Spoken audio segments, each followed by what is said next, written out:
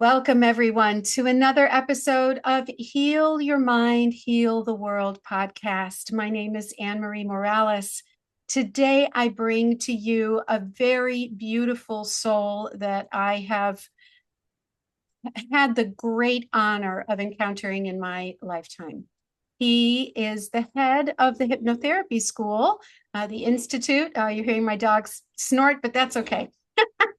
The Institute for Interpersonal Hypnotherapy. And his name is Matthew Brownstein. And welcome, Matthew, to the podcast. Thank you, Anne Marie, and your dogs. I appreciate you having me on. Yes, welcome. Thank you. So, this is your life. Your life is in service. And the school of hypnotherapy that I went to in 2024 is only a part of all that you run, all the businesses and platforms that you run. And it's titled Anahat Education Group. Can you explain to us, what does Anahat mean to you? And we'll start there since I mentioned it. Yeah, I like that we're starting there. Thank you. Mhm. The word is actually extremely deep. People who are in the know it to be the heart chakra, but the Mm. word is much deeper than just referring to one of our primary energy centers within the human system. The word itself actually is often best translated as unstruck, which is referring to, let's say, a bell that is in a state of pure potentiality that hasn't been rung yet. So anahat, unstruck, means that which is not vibrating, that which is not changing, that which isn't moving. So what do we know that's not changing, not vibrating, not moving? The only thing that I think most of us who are in the know realize is source, pure consciousness. The very essence of our being is anahat. It's prior to change, prior to vibration, prior to any movement of energy.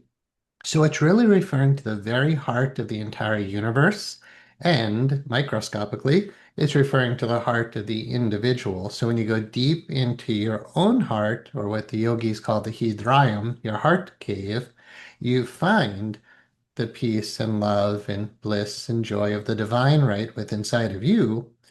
You're not a body, but in the very essence of your own consciousness. Yet what we know about that one consciousness that we are is it's interconnected with all that is. So Anahat is really referring to the very heart of you, which is the heart of the universe. Oh, that is beautiful. Thank you so very much for teaching us that. And so tell us a little bit about what brought you on this path of higher enlightenment and teaching higher enlightenment to people. Things actually, Anahat is what brought me to the path. The divine itself seems to have brought me to the path because it wasn't a conscious choice. When I was 19 years old, I was lying in bed, to be totally transparent. My girlfriend at the time, we had just finished making love. Nothing out of the ordinary, really. But while lying in bed, she was just rubbing my chest, and all of a sudden, for no apparent reason, a dualistic, normal world, the way most people perceive it, instantly shifted to a world of pure oneness, light, and love. There was bliss permeating everything. I was looking around at the walls, the floor, the ceiling, the tree out of the window. Like, I didn't know what the word God meant at the time because I was kind of atheistic and Mm. agnostic when I was 19. But when I experienced that, I said, I think this is what they mean by God. This is holy. This is sacred. This is awe-inspiring. And the word awe is reserved for something that glorious.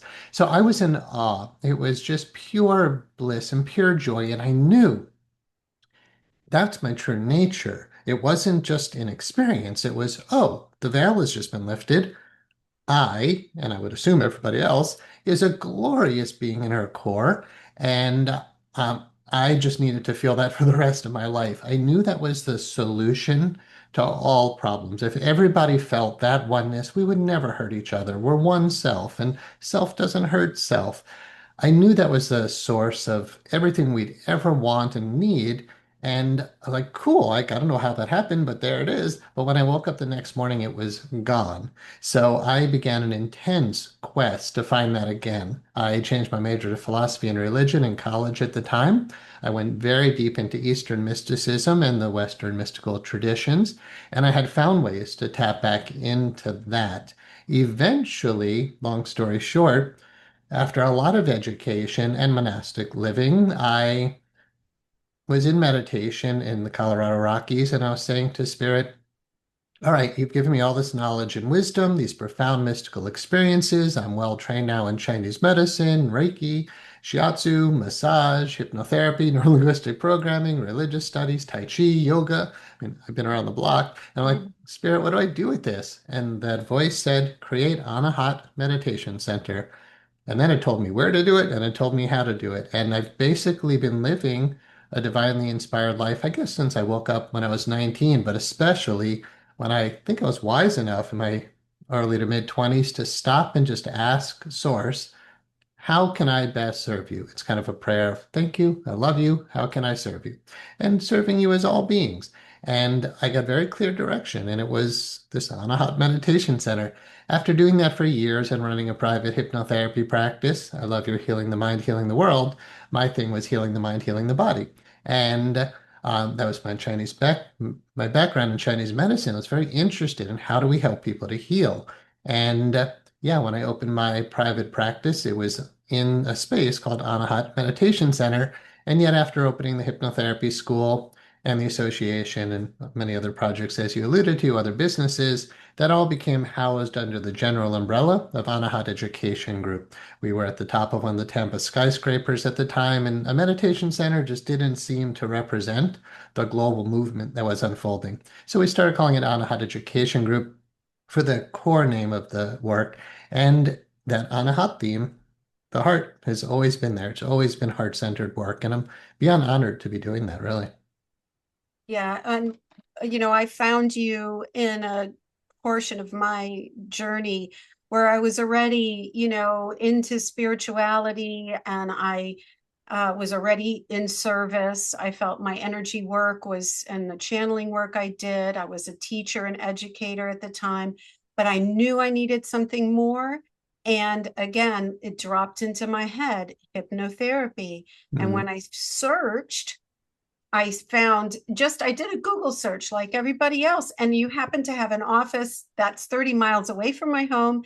And when I mm, looked into your work, you're a Course in Miracles teacher. And I've been practicing that, literally saved my life. Course in mm, Miracles did. mhm. And I was like, well, the synchronicities here are just way too much. And Yeah. and we actually hold more synchronicities in that you started your career in Gainesville, and that's where I went to school for my bachelor's degree, and I lived there for 11 years. Mm, So there's a little bit more. And so, okay, you are 20 years old, 20 in your 20s. You are doing hypnotherapy. You've had this beautiful revelation. Has it always been easy? Talk to us a little bit about being an individual who is dwelling in both realms, in the mm. spiritual realm and in the physical realm, dealing with business, dealing with money, dealing with things like that. Yeah, I love the question because everybody has challenges being human, right? There's nobody gets through squeaky clean without any type of financial relationship or health challenge. So I've had my share of those. And yet you acknowledge being spiritually aware adds a whole nother level of complication to it. So I've definitely struggled with a lot of things like we all have, but with spirituality, after that first initial awakening, I learned how to tap back into that about a year later, 368 days to be exact, where I remember, oh, I just felt that experience of absolute profound bliss consciousness again. Everything was love and light and just the way it should be. And then I just kept doing more yoga, more meditation, Tai Chi, devotional chanting, going to spiritual centers, finding spiritual teachers. And it really started a lot of Kundalini awakening. So part of my challenge spiritually was out of body experiences, visions, strange bodily sensations that were unexplainable, not being able to sleep for days because the energy is so intense. So I have found the human life to be relatively challenging, like we all have. But at the same time, to integrate such intense spirituality was very hard for me. That's actually where the Anahat meditation system came to me when I was 26 years old. The theme for me was I wanted to be a grounded, functional, healthy, responsible human being. But I also want to be a God intoxicated mystic who just falls in love with the divine and can fall into deep bliss at any moment. But when you're so deep in that immense inner space, it's sometimes hard to function out there. So it was with the Anahat meditation system rooted in the glyph of or the sacred geometry of the six-pointed star, where ascending and descending integrate. And so Anahat meditation for me was another revelation that taught me how to be fully grounded, fully open to spirit with a fully open heart. And I've never experienced any system like that. So my saving grace is definitely practicing that meditation system, which I still teach to this day, almost 27 years later.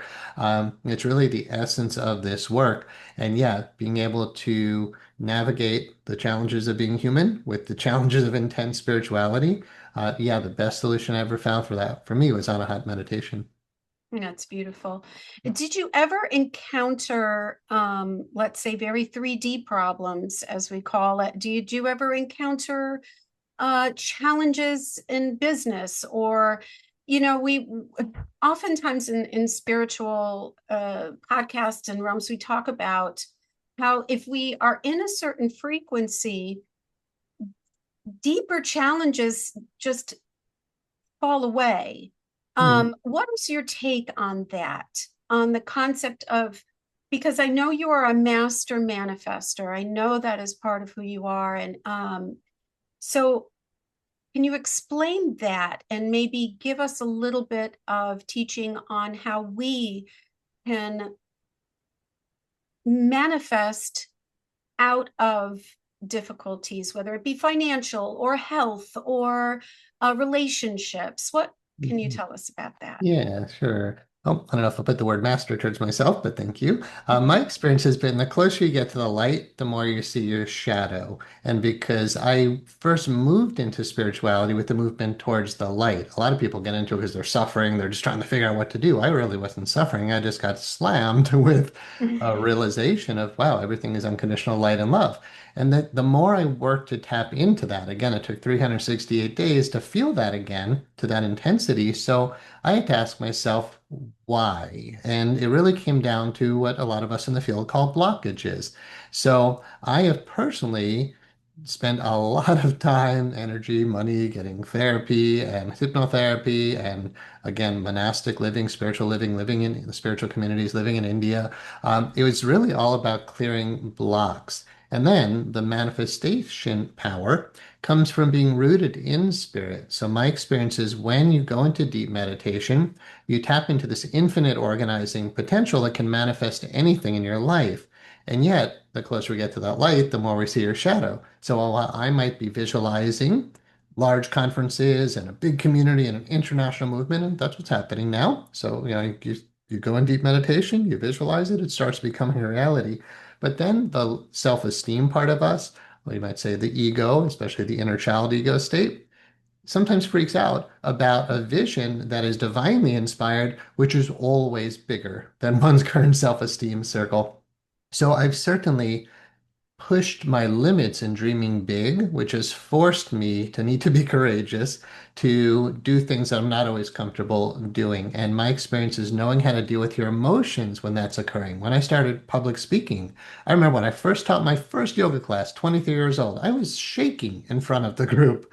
And there's lectures I've given where I'm like, whoa, this is kind of nerve-wracking. There's a lot of pressure on me to do well here. And, we all know it's one of the most nerve-wracking things to do public speaking. But my experience was I'm sticking to the big vision. I'm spending time meditating. I'm focusing on the divine. I'm asking, how can I be of service? I'm letting the vision come to me. I'm doing all the right things to align with the vision internally. And then basically every blockage that could keep me from that comes up to awareness. And I've basically learned never suppress what comes up, never push away a feeling. Simply relax, breathe, feel, ride through the wave of emotion and it basically clears on its own. So that's been my general approach to success is be divinely inspired, focus on the absolute highest, which means put both eyes on the divine and one's vision, mission, purpose, or dharma. And then anything that gets in the way of that, which is, the internal stuff, know how to deal with it properly. And I've done a lot of hypnotherapy to clear present life and past life blocks. In fact, I can't find another childhood memory that still needs attention. And I've seen 14 past lives, and I've looked at each one of those about 3 to 5 times. So with my clients, I always say, clean house. Just we have the skill sets to clear every block in your psyche so that all that's left is your divine self shining through, fulfilling your mission in the world. So my thing has just been know who you are and know what you're meant to do in the world. And anything else that's getting in the way is bound to come up into consciousness if you have the skills to heal it. I'm not saying it's easy, but it's relatively easy when you know how to clear the blocks to the awareness of love's presence, which I know you know is A Course in Miracles. Exactly right. Thank you so much. And you tell a really beautiful story about when you were in India, and that you were doing hypnotherapy on these yogis that sat in meditation for days. And Yeah. you and it comes it hits home for me because in my own personal experience and spiritual journey, I'm coming to the realization that it's not just about how connected you are to spirit, it's that Mhm. you have integrated your entire chakra system. You must integrate the lower chakras. Mhm. And because what's the point of being in meditation for 12 hours and traveling around the stars when you get down and out of that state? Mhm. You're angry with your spouse, or you can't stand the job you're in, or that kind of thing. Could you share a little bit about that experience and your thoughts on my belief on that?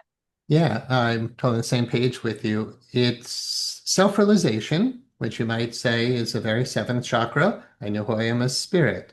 But sixth chakra, did you know your vision, your mission, why you're here? Is your intuition open? Is your throat open to express all of who you are? Is your heart open to love? But then those lower chakras.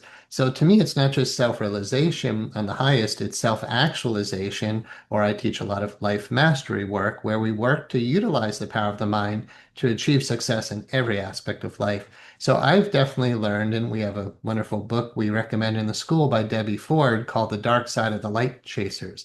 I've learned that a lot of us wake up spiritually and we're like, oh, more God, please, more love, please, more bliss, more self-realization. And then again, the closer you get to the light, the more you see your shadow. So knowing what to do with those blocks is crucial. So as you said, when I was living in India, I really went for 1 year sabbatical. But when people heard about what I did and how refined my skill sets had become for healing the mind to heal the body, I was getting asked to do private sessions. So I'm working with very advanced yogis, 20, 30 years, living in the Himalayas, studying with legitimate masters and gurus and, great beings. And yet, when I started doing hypnotherapy, going into their subconscious, down into the heart, down into the lower chakras, they had all of the same blockages as anyone else, even after decades of meditation, because focusing on the higher chakras, on divine consciousness, is beautiful, but the problem isn't there, right? Spirit is already enlightened. You don't have to enlighten that which is light, and you don't have to enlighten the body because the body's too dense to be enlightened. The problem that I've discovered is clearly the human mind and the emotions that come about that from that, but also the negative memories and the unhealed relationships that live in what we call the subconscious mind. I sincerely believe we're never fully self-actualized while that stuff is still buried in there because that represents a split in the mind. And an enlightened mind is not split. We're in a state of wholeness, but most of us aren't there. So the real work isn't necessarily just to move to the light, it's to embrace the shadow self, to bring the inner child to consciousness. I can't tell you. I mean, I just did work with 2 clients yesterday. It was the same thing. People live up in there, sometimes in the higher spiritual, but mostly just in their head, right? People are caught in their mind and then they suppress. So it's not just closing the heart, it's closing the throat. We separate head from heart. I've seen in relatively advanced meditators this is still closed and this is still disconnected. So while they can meditate and feel peace, you come back out of meditation and you still have low self-esteem. You're still sad. You're still scared. You're still angry. You're still suffering from lack consciousness. You're still manifesting psychosomatic illness from the issues that haven't been resolved yet. So yeah, I think if someone's truly on the spiritual path, They want to be aware of spiritual bypassing, which is I'm going to skip my human and just go to God. My experience is you will absolutely experience a dark night of the sense, as St. John of the Cross referred to it, or a few of those, and then definitely eventually a dark night of the soul, or a few of those, because Spirit's kind of telling you, yeah, I know you're focused on the highest, but you're not actually dealing with the lower self, what you would call that, the human self, the ego self. Until we deal with that, yeah, we're just not experiencing the wholeness that we could. So basically, you've answered the first question, which I'm going to be posing to all of my guests, which is, have you had the occasion or the need to heal your mind? And you explain that beautifully in your experience. So my second half is heal the world. And the reason I say that, heal your mind, heal the world, Mhm. I'm looking at it as a global ascension event that we are, in many ways experiencing a transition of the human existence and of human consciousness, Mhm. an elevation of human consciousness, and we're living in a world of insanity. You know that the Course in Miracles says that this earth is insane. It is the ego's world, and the ego is insane. So many of us should not be surprised when we let ourselves listen to the news and literally the world is insane. But the download and the way I received this download is that we are one point in the mesh that is humanity, Mhm. and we are all interconnected through energy. And the visualization, the visual that was given to me was like a circus tent, an old time circus tent. Mhm. We take a pole and we push up one point on that tent.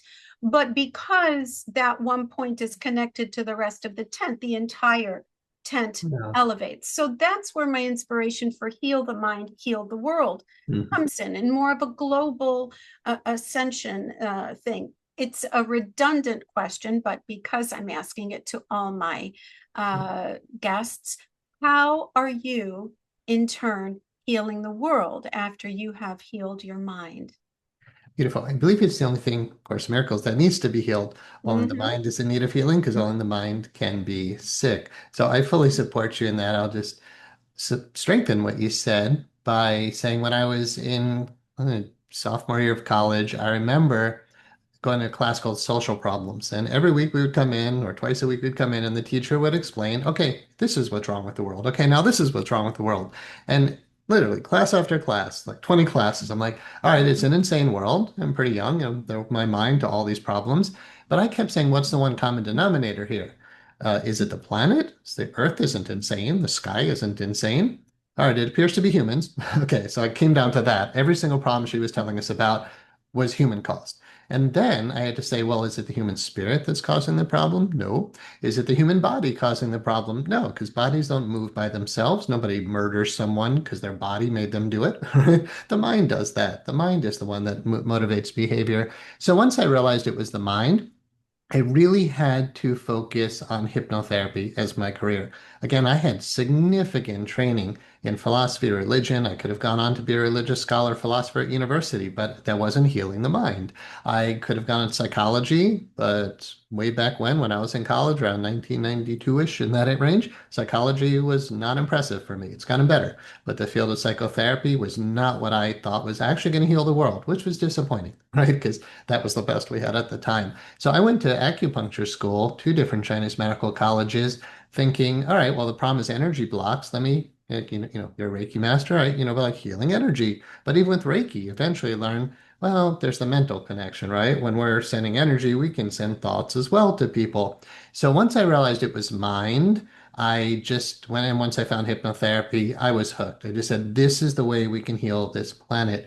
And it's, healing one mind at a time. But as you're alluding to with your circus tent metaphor, it is the critical mass that we're looking for. We don't need every single person to be liberated. We just need, and actually, we've very, as you know, partnered now with the World Happiness Foundation with our dear new co-CEO of our company, Luis Gallardo, and he has said, let's get 10 billion people happy by 2050. Like, I love it. I'm on board. There's a meditation I did on YouTube. Anybody can check out 10 billion happy by 2050. And I'm like, if everybody would listen to that just once, we'd probably make some major progress. But what he calculated is if you get 25 million people enlightened, by 2050, we could have 10 billion people happy.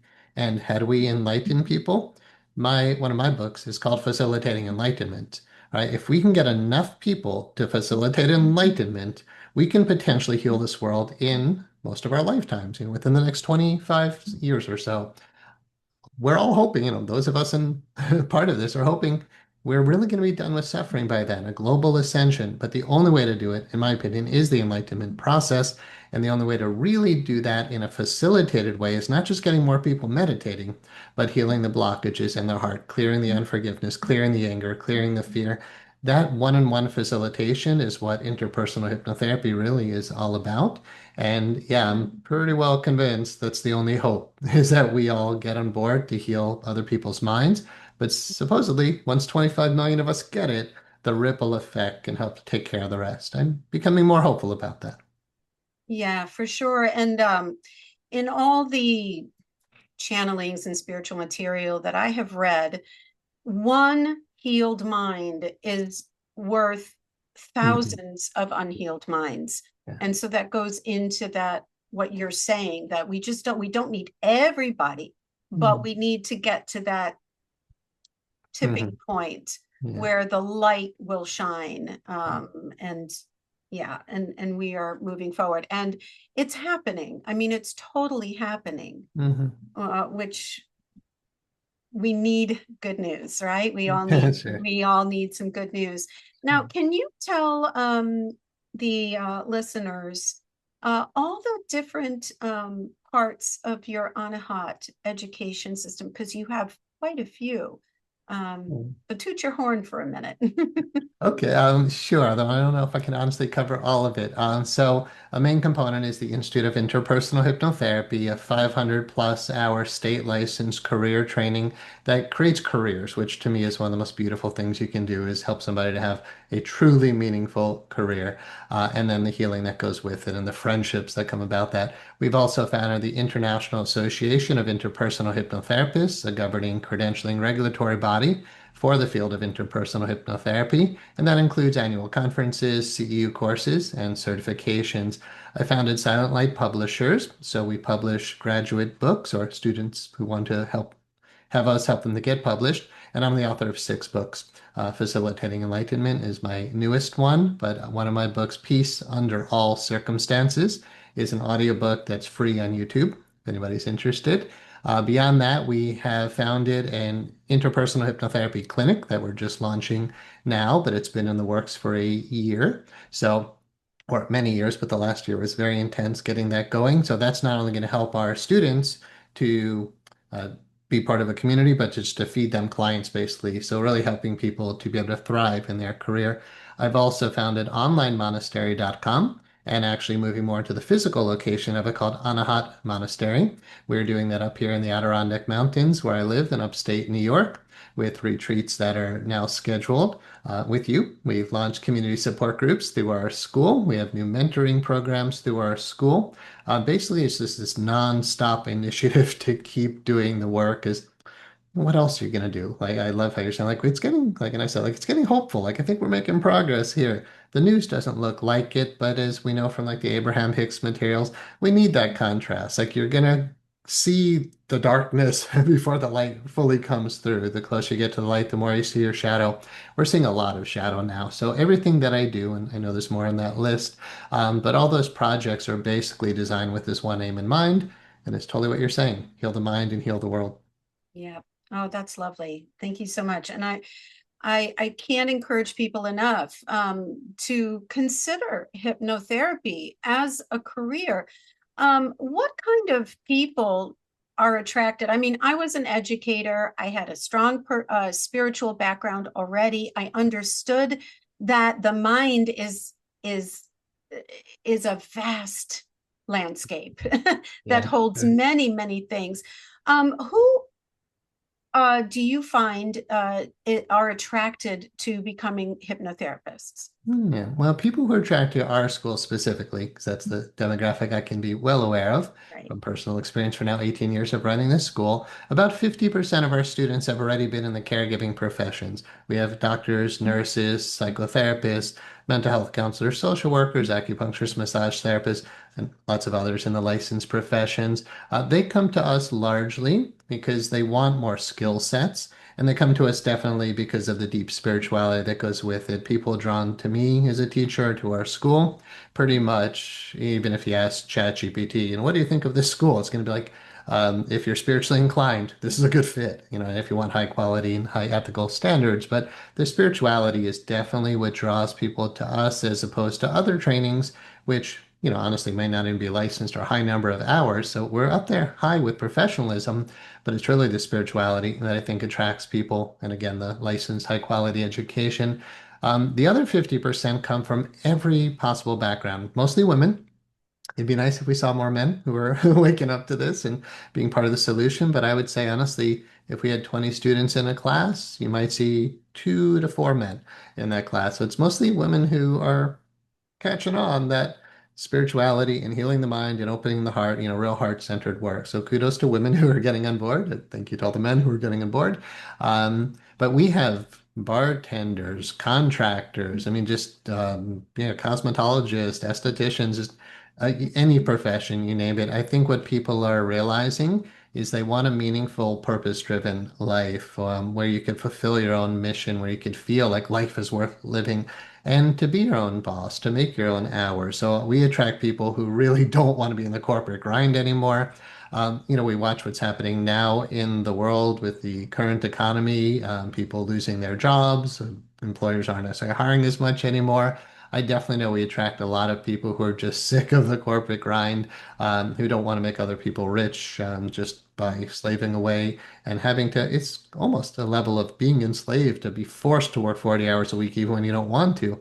The beauty of hypnotherapy, the current hourly rate most of our graduates get allows them to literally work only 20 hours per week. And I'm not going to guarantee any possible income, but when you do the math, most of our graduates can absolutely earn over $100,000 per year working only 20 hours per week once they are charging a healthy hourly rate and once they have that full client load. So to be able to help people to be your own boss, make your own hours, potentially make a six-figure plus income while being deeply spiritually connected and empowered with skill sets that heal not only self and clients, but family members and friends. If somebody comes up to me and says, "Hey, I have pain," I'm like, "Hey, you want me to make that better?"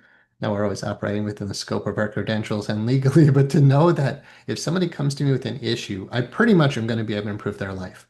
That's an amazing feeling. And to empower students to graduate to be able to do that is exceptional. So yeah, I think we attract people who are really wanting to heal themselves, heal the world, but to do it from a spiritually based, heart centered, mind body connected way. Lovely. Thank you so much. Thank you. No, thank you. Because that all impacted my life in a Mm, very profound and positive way. I went from, yeah, being an educator, mm, investing in that career. And I mean, I loved it. I mm, loved it. And just on a side note, the coming from education, the fact that the Institute for Interpersonal Hypnotherapy is accredited by the state of Florida, that gives it such legitimacy for somebody who has been in education, as a professional educator. That is amazing to me. So that's just something to highlight there. But as being somebody who was in a profession, albeit one where I was creative and one that I enjoyed, but really I was so taken advantage of, the hours that were required and what I was asked to do. There was no equity mm, across being a public school teacher, at mm, least in my profession as being an art teacher. And I think I had mentioned to you, being an art teacher would have satisfied my lower three chakras, but doing what I do satisfies them all. And so Yeah. I knew that I had to shift my career into something that satisfied all of me, the Mhm. spiritual aspect of me, the aspect of me that loves to give and educate and help people. So I know that I am exactly where I need to be, and Yeah. it's beautiful. All right. Thank you so much, Matthew, for being here with us. If someone has inquiry or wants to get in touch with you, how can they get in touch with you? Yeah, so instituteofhypnotherapy.com is an easy place to get in touch with me or any of our staff members. If people are looking for private sessions, we have a member directory on that website, so easy to find private hypnotherapy sessions through instituteofhypnotherapy.com. That's where people can go for training. You can find my books there. You'll find links to the clinic and everything else. So mostly just, and then our online monastery project and the retreats at Anahat Monastery up here in the Adirondack Mountains. That's all found at instituteofhypnotherapy.com. All right, beautiful. So while you were saying that, I remembered the question that I wanted to ask Mhm. you. Yeah. I knew that going to your school was the right place because you are a Course in Miracles teacher. Can Hmm. you say, how did the course come into your life? Because that's always, you know, Hmm. it's a miraculous, it's Yeah. miraculous sometimes, and I'd Hmm. love to hear how it came into your life. Yeah, well, for me, actually, when I woke up spiritually when I was 19, I was a liberal arts major, but I changed my major to philosophy. So I just started devouring every philosophical book I could get a hold of. And one of my favorite activities was to go to bookstores, go to the University of Florida Library, and just look at book titles and see what was out there. Because I was so new to all of this. Philosophy wasn't helping me to find my direct connection to source. It was too intellectual and I could keep up there, but like this isn't helping me to feel ecstatic bliss. So Mhm. I found religion, and once I started really researching deep religion, I said, okay, they're talking about the divine, but they're not actually teaching me how to have the experience. Then I started studying mysticism, which clearly gives you techniques to do that. It was somewhere around there that I just discovered, oh, there's this thing called A Course in Miracles, but it was one of many, many, many texts that I was studying from all different world religions. It was then years later, I was actually working out of a holistic health center, and someone else was teaching Course in Miracles, but that person was not the living embodiment of, I wasn't impressed. And then I was seeing some of the students, and I wasn't honestly impressed. So I'm like, this is just, yeah, you're talking forgiveness, but you're just talking at these. I wasn't impressed with these people. So it honestly took almost 5 to 10 years before I said, let me give this thing a fair chance. And then I remember it was around 2005. So it probably took a good almost 10 to 13 years before I really started with an open mind, getting through the patriarchal language in there, right? All the he pronouns. And then it was a very overt Christian theology. And I was brought up technically Jewish. So, like, am I comfortable with this? But once I got through the overt Christian and masculine language, I realized this is incredibly profound. I started listening to the audio version of it every day, meditating on it for just hours and hours, going for walks, listening to it, and then eventually really getting into the lessons, studying the manual for teachers and the supplements. I started teaching it around 2005 or so, 2006. And yeah, I found tremendous benefit as the course teaches. In teaching it, we learn it, right? So the best way to just really understand it was to share it with the group. And yeah, last year I delivered a good 25 or so Course in Miracles classes that are available on YouTube. So yeah, it was a slow process for me getting into it for many different reasons. But I appreciate the question because if anybody's listening and they haven't found how significant A Course in Miracles could be in their life, it's really worth giving it a chance. And I have to attest to those the YouTube, well, the Zoom calls that turned Hmm. into YouTube videos. How many did you say? I think you 30? did 25 over throughout 2025. And I mean, I've been studying A Course in Miracles for at least 6 years, and the depth that you interpret, the way you interpret A Course in Miracles is sublime. It's really worth listening to. It's very beautiful. Now, I understand that you're going to be doing some other public teachings this year in 2026. What are they focused on? Yeah, every other Sunday night through 2026, starting on the 18th of this month, so in 3 days, I'll be doing a Life Mastery Path series. So, the Path of Life Mastery, which includes utilizing the power of the mind and meditation to tap into the power of who we are as spirit to achieve success in every aspect of our life. It'll be a Course in Miracles based, definitely rooted in Anahat meditation, sacred geometry, Zen meditation, which is a big part of my background, as well as yogic practice, but really utilizing a much more broad spectrum approach to spirituality rather than just A Course in Miracles, which is what I did last year in those classes. This is utilizing every skill set in the bag of tricks. So yeah, it's based on life mastery, which, as you said, all seven chakras are open and aligned, and every aspect of our life, spirituality, mental, emotional health, physical health, career and finances, relationships, home, career, just everything is successful. And that's the intention for the new year, to support people in that. Well, that's terrific. I will be there. I will Classes, definitely be there. and And those so we're classes are free recording. as well. Sorry. Yes, that's why I want to share about it, because to experience, your teaching for free is priceless. It's really priceless. So we are recording on the 15th of January, and if this is not out by the 18th, you will be able to see the recording, right, on Yeah. YouTube. Yeah, you can go to our YouTube channel, Institute of Interpersonal Hypnotherapy.com, or just go to Institute of Hypnotherapy.com, and under free resources, you'll see A Course in Miracles classes, Anahat meditation classes, these new life mastery classes, free meditations. Like there's just go to our website under free resources. There's a ton of stuff, and this will be posted there. So many things. Wonderful.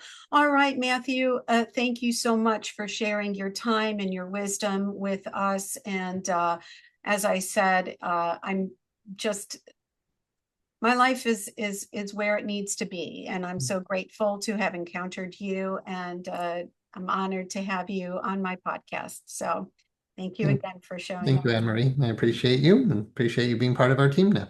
Yes, I'm so thrilled to do that. And for those of you who have never heard about me or my content before, my name is Anne Marie Morales. I am a certified transpersonal clinical hypnotherapist, as well as an intuitive energy healer and mystic channeler. So you can find me at hypnotherapy.com. And I am going to Egypt in 1 year's time, January of 2027. If you've ever dreamed of going to that magical land with like-minded people, and experiencing all that I have to offer, please check it out at my website. Thank you, and we'll see you soon.